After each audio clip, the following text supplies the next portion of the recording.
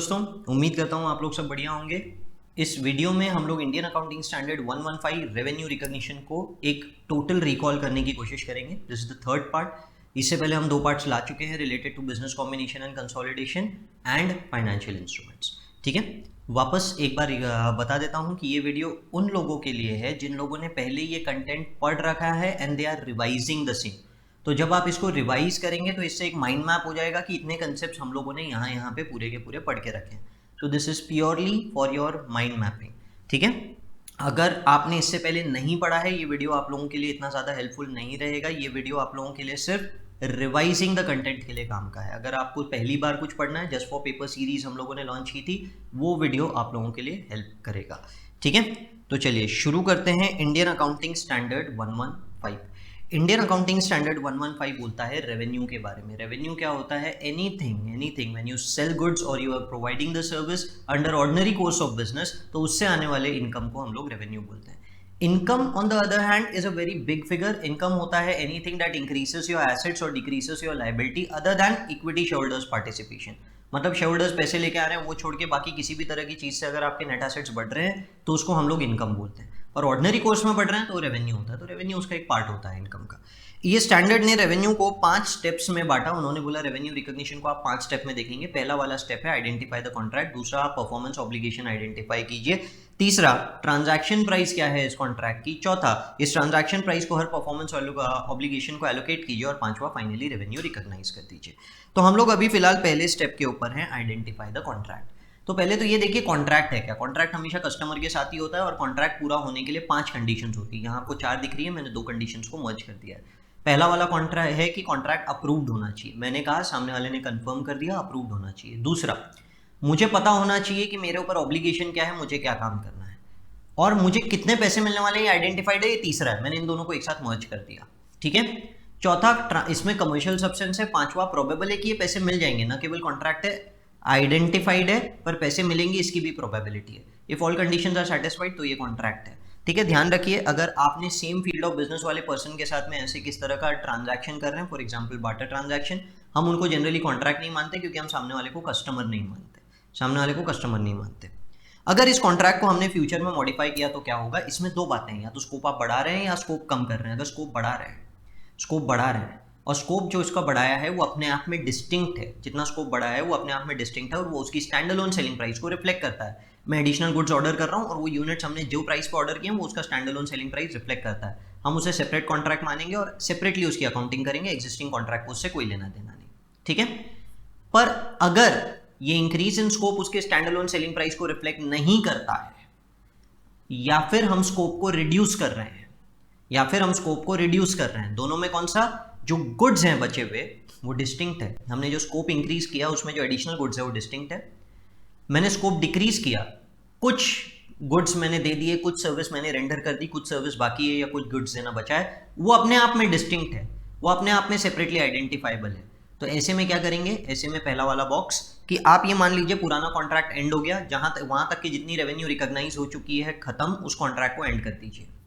Remaining contract की units और उसी कॉन्ट्रैक्ट का रिमेनिंग कॉन्ट्रैक्ट प्राइस, और अगर आपने इंक्रीज किया स्कोप तो इंक्रीज में कितना एडिशनल प्राइस है और कितने एडिशनल यूनिट्स है, इस पूरे को एक नया कॉन्ट्रैक्ट मान लीजिए।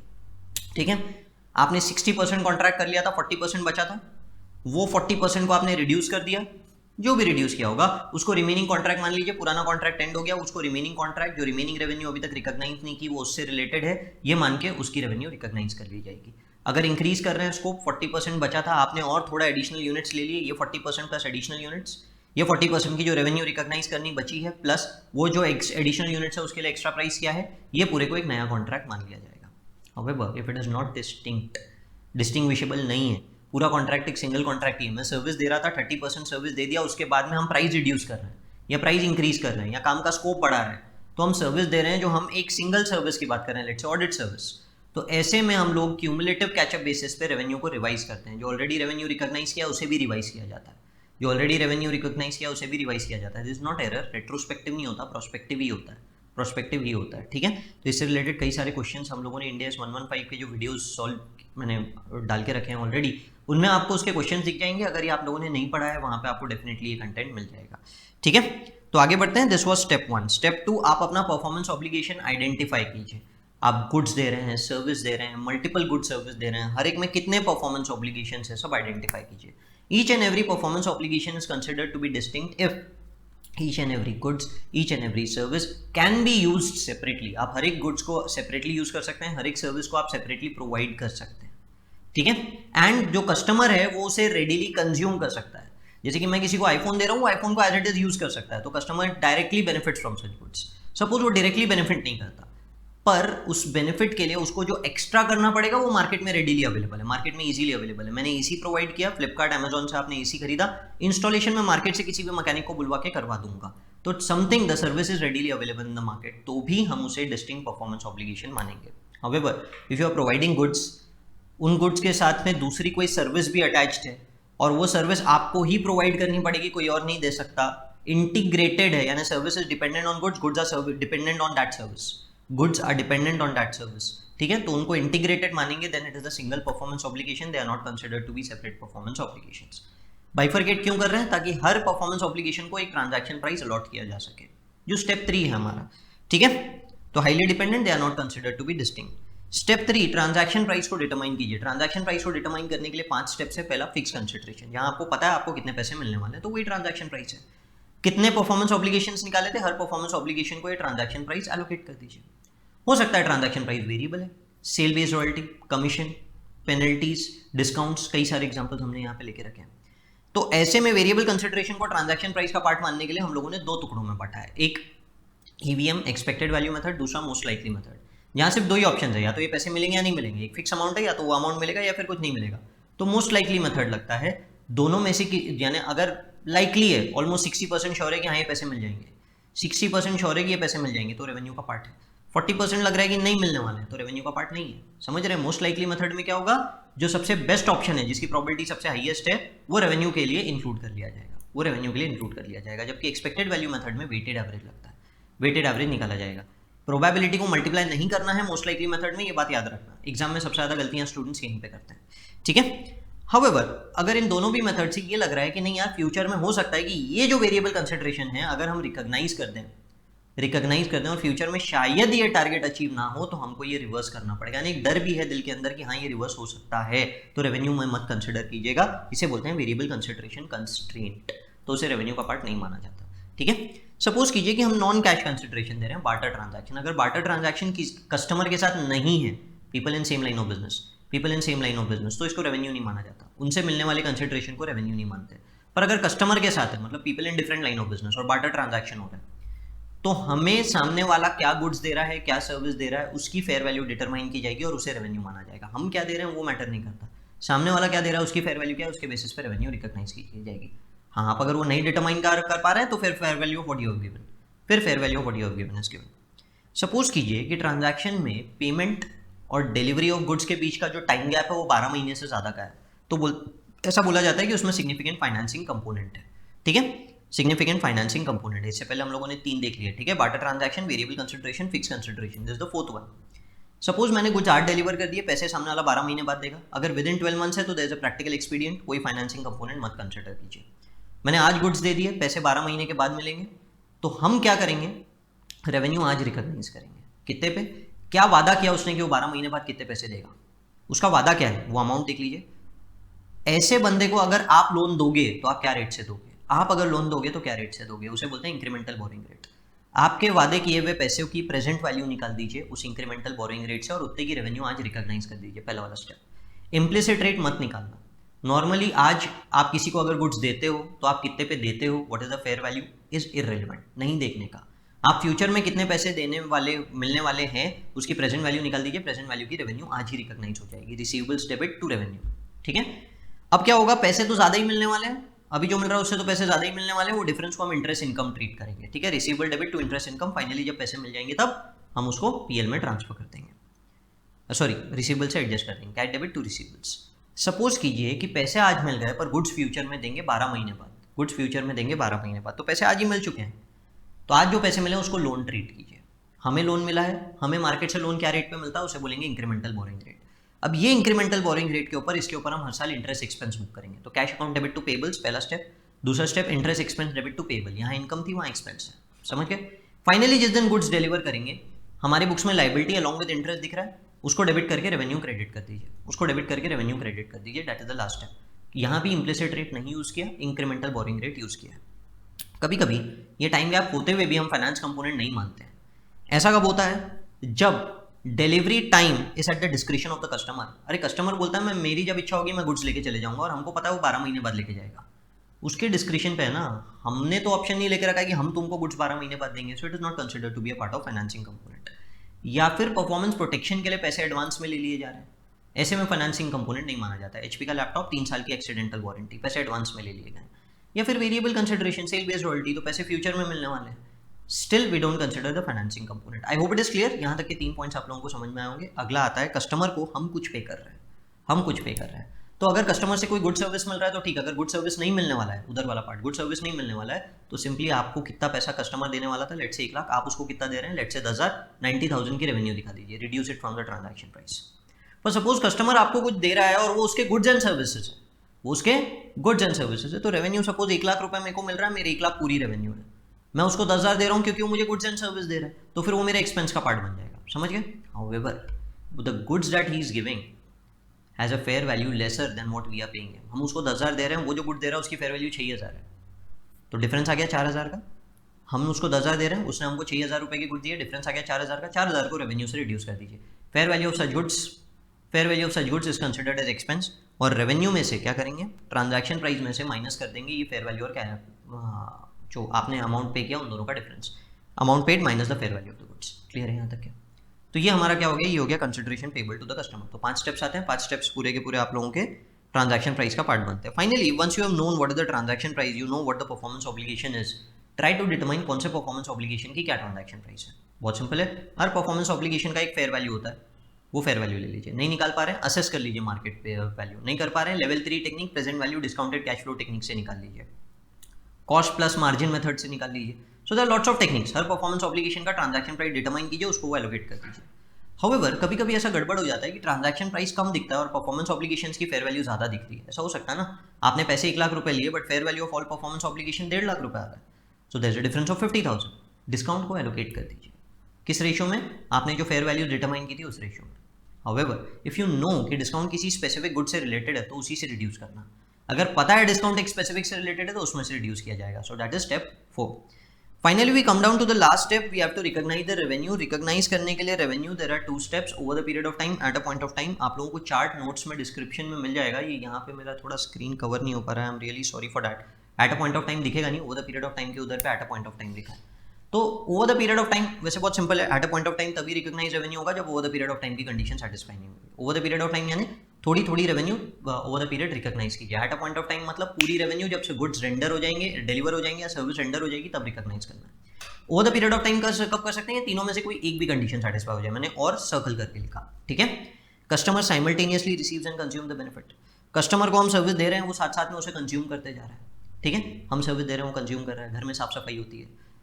एंटिटी वर्क्स, क्रिएट्स और enhances the control of the asset. Customer के पास एक एसेट है, आप उसमें जो सर्विस प्रोवाइड कर रहे हैं उससे वो एनहांस हो रहा है या उसके ऊपर उसकी वैल्यू बढ़ रही है, जो भी आप बोलिए। जैसे कि गाड़ी के अंदर आप कोई नए पार्ट्स वगैरह फिट कराते हैं, ऑलरेडी गाड़ी कस्टमर की है तो एनहांस हो रहा है उसके एसेट का वैल्यू।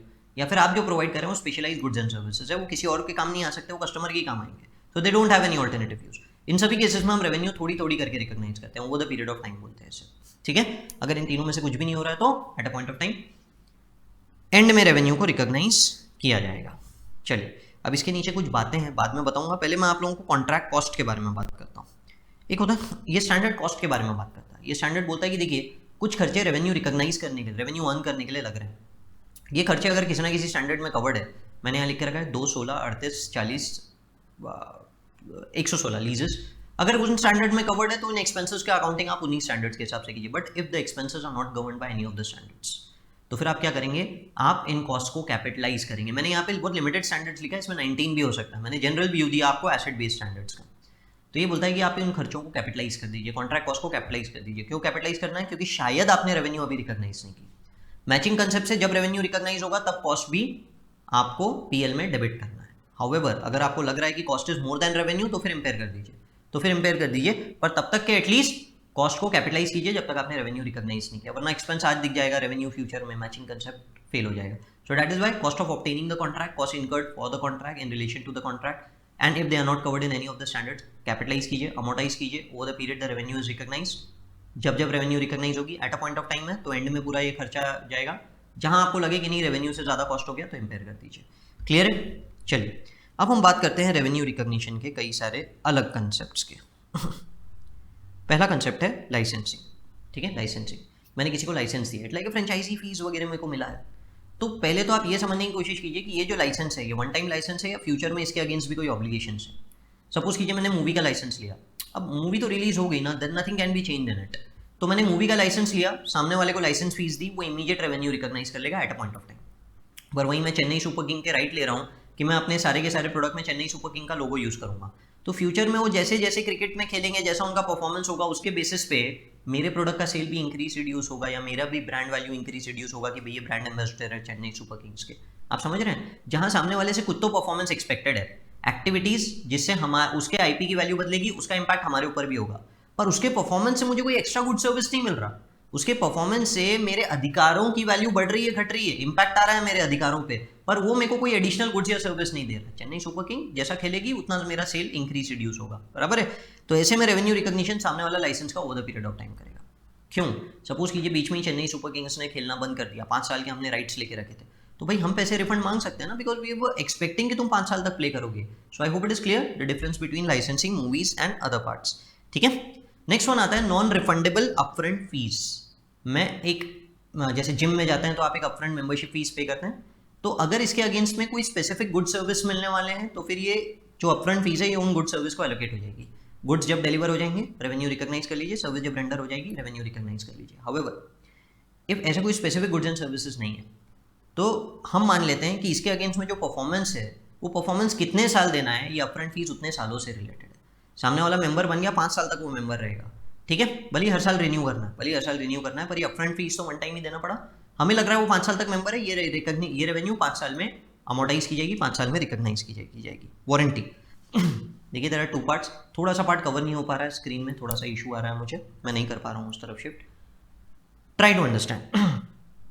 वारंटी के अंदर में 2 कहानियाँ होती है. वारंटी या तो सेपरेटली सेलेबल है तो उसे हम सर्विस बोलेंगे, और अगर सेपरेटली सेलेबल नहीं है तो हम उसे अश्योरेंस बोलेंगे. ठीक है, अगर सेपरेटली सेलेबल है तो हम उसे परफॉर्मेंस ऑब्लिगेशन का पार्ट मानते हैं. It is considered as a separate performance obligation अपने आप में, क्योंकि हम वारंटी दे रहे हैं, और वारंटी इज अ सर्विस. लेना है लो, नहीं लेना है मत लो, अलग से उसका पैसा लगता है.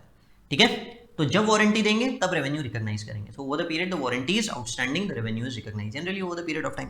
उससे रिलेटेड कॉस्ट भी उसी समय दिखता है, पर कोई कॉस्ट का प्रोविजन नहीं होता. वारंटी फॉर वारंटी प्रोविजंस नहीं होंगे. क्यों? क्योंकि रेवेन्यू जैसे जैसे रिकॉग्नाइज हो रही है, जब जब वारंटी का खर्चा लग रहा है, तो वैसे भी खर्चे आ ही रहे हैं साथ में. So we don't need a provision. However, it is assurance type, यानी वारंटी इज नॉट सेपरेबल, तो रेवेन्यू के बाइफर्केशन नहीं होंगे, परफॉर्मेंस ऑब्लिगेशन का बाइफर्केशन नहीं होगा. रेवेन्यू कभी भी गुड्स के ऊपर ग्रॉस बेसिस पे रिकॉग्नाइज की जाएगी, ग्रॉस बेसिस पे. ठीक है, और अब प्रोविजन बनेगा as per Indian accounting standard 37, क्योंकि नॉट गवर्न्ड बाय 115 है, ये सेपरेट नहीं है, ये सर्विस नहीं है, ये एश्योरेंस है, और हमने गुड्स बेच दिए तो अब वारंटी हमारा ऑब्लिगेशन हो गया, तो प्रोविजन बनेगा. सो एश्योरेंस है कि सर्विस है, ये आइडेंटिफाई करना पड़ता है. आई hope it is clear. Last part service concession arrangement. देखिए सर्विस कंसेशन अरेंजमेंट क्या होता है? पब्लिक प्राइवेट पार्टनरशिप, जहाँ पे एक ऑपरेटर होता है, ग्रांटर होता है. ऑपरेटर ग्रांटर को बोलता है तेरे को ये काम करना है, तू बिल्ड कर, तू ऑपरेट भी कर. क्या प्राइस पे तू ऑपरेट करेगा मैं बताऊंगा. ऑपरेटर बता रहा है ग्रांटर को, सॉरी ग्रांटर बता रहा है ऑपरेटर को, मैंने उल्टा बोल दिया. ग्रांटर ऑपरेटर को बोल रहा है तू बिल्ड कर, तू ऑपरेट कर. एक लेवल ला दे, मतलब ऐसा ला दे कि काम पूरा सेट हो गया, उसके आगे हम संभाल लेंगे, ट्रांसफर कर देना तू हमको. सो it is a build operate transfer type of contracts. तो इनके अंदर जो कंसिडरेशन है वो फिक्स भी हो सकती है, वेरिएबल भी हो सकती है. यानी ग्रांटर ऑपरेटर को जो पैसे दे रहा है वो फिक्स है या फिर वो वेरिएबल है. अगर फिक्स है तो कोई दिक्कत नहीं है. तो फिक्स है तो रेवेन्यू रिकॉग्निशन कैसे होता है? जैसे जैसे वो जो काम कर रहा है, सपोज कीजिए आप स्कूल बिल्ड कर रहे हैं सरकार के लिए, तो स्कूल बिल्ड करने के लिए नॉर्मली लोग कितने पैसे लेते हैं? हम एक रफ आइडिया ले लेंगे. जैसे जैसे स्कूल बिल्ड हो रहा है, डेबिट करते जाएंगे रिसीवेबल, क्रेडिट करते जाएंगे revenue over the period of time. ठीक है, अगर वो लोग जो हमें पैसे देंगे और हम जो रेवेन्यू दिखा रहे हैं, इसके बीच का टाइम गैप 12 महीने से ऊपर है, तो इसमें फाइनेंस कंपोनेंट भी मान लेंगे और फाइनेंस कंपोनेंट को इंटरेस्ट भी दिखा देंगे. हाउएवर गवर्नमेंट सिक्योरिटी रीजन से आपके पैसे को अगर होल्ड करके रखती है, प्रोटेक्शन क्लॉज, तो फिर फाइनेंस कंपोनेंट नहीं माना जाता. हाँ, पेमेंट के बीच में 12 महीने के ऊपर का कैप है तो इंटरेस्ट भी मानेंगे, इंटरेस्ट इनकम भी दिखाएंगे, receivable debit to interest income. अगर गवर्नमेंट हमें इसके अलावा भी किसी चीज़ के पैसे दे रही है, सपोज कीजिए बिल्डिंग बनाना और उस बिल्डिंग बनाने का खर्चा है 10 करोड़, सरकार दे रही है 20 करोड़, तो सरकार 10 करोड़ एक्स्ट्रा क्यों दे रही है? हो सकता है उसमें 2 करोड़ फाइनेंसिंग कंपोनेंट है, तो 8 करोड़ एक्स्ट्रा क्यों दे रही है? क्योंकि आपको ऑपरेट भी करना है ना, आपको स्कूल को ऑपरेट भी करना है। तो ऑपरेट जैसे जैसे करेंगे, जब जब करेंगे, जैसे जैसे सर्विस प्रोवाइड होगा, जैसे मैंने मेंटेनेंस लिख दिया एक एग्जांपल, उतने पीरियड में रेवेन्यू को रिकॉग्नाइज कर लेंगे। ठीक है, सो यहाँ पे अमाउंट रिसीवेबल्स के हेड के अंदर जाएगा, which is a very simple story. However if the consideration is variable, मतलब सामने वाला बोलता है कि जितनी स्कूल फीस आएगी उसका एक परसेंटेज तुम्हारा, तो ऐसे में क्या करेंगे, जब स्कूल बिल्ड हो रही है, जैसे जैसे बिल्ड हो रही है, फेयर वैल्यू डिटरमाइन कर लिया, अब रिसीवेबल में नहीं डालना, अब इंटेंजिबल एसेट में डालना है। Debit intangible asset, credit revenue. Intangible asset क्यों? क्योंकि बिल्डिंग अपनी नहीं है, बिल्डिंग किसी और की है, पर उस बिल्डिंग में जो बच्चा आएगा पढ़ने के लिए, उस बिल्डिंग पे कंट्रोल अपना है, ऑपरेट अपन कर रहे हैं, और वहाँ जो बच्चा पढ़ने के लिए आएगा वो फीस का एक अधिकार अपने को मिल रहा है। So we are getting some economic benefit from the building. So building अपनी नहीं है, पर उस पर अधिकार कॉन्ट्रैक्चुअल राइट से अपने, इसीलिए इंटेंजिबल एसेट है। So debit intangible asset, credit revenue. जैसे जैसे खर्चा होगा वो तो कॉन्ट्रैक्ट कॉस्ट का पार्ट बनता चले जाएगा। अब जब जब फीस आएगी, टोल रोड्स की भी सेम कहानी है, टोल रोड के ऊपर में लोग जैसे जैसे पैसे देंगे, जैसे जैसे फीस आएगी वो फीस रेवेन्यू में जाती चले जाएगी, और ये इंटेंजिबल एसेट अमोर्टाइज हो जाएगा। आप में से कई लोग बोलते हैं डबल टाइम रेवेन्यू रिकॉग्निशन हो रहा है, हो सकता है, बोल सकते हैं, doesn't matter, but intangible asset को अमोर्टाइज करना है आप over the period, the amount is receive, पर ये जो अमाउंट जैसे जैसे मिलेगा ये रेवेन्यू में जाएगा। Unlike over here fix consideration, जैसे जैसे पैसा मिल रहा था रिसीवेबल से एडजस्ट हो रहा था, यहाँ रेवेन्यू में जा रहा है। ठीक है, so this what service concession agreement is all about. So this was a short brief intro about Indian accounting standard 115। अगर पसंद आया होगा तो वीडियो को लाइक जरूर कर दीजिएगा। Thank you and all the best for your exams, keep studying.